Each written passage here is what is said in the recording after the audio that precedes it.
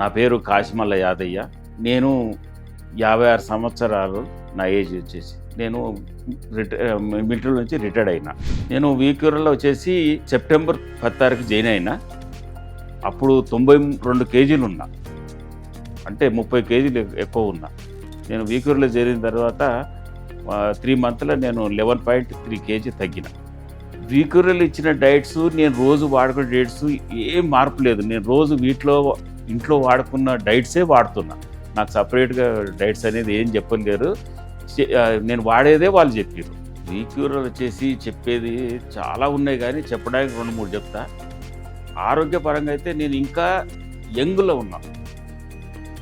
30-35 age ఉన్నట్టుగానే నాకు ఎక్కడ పోయినా నేను హాయిగా ఎంజాయ్ చేస్తూ ఉన్నా.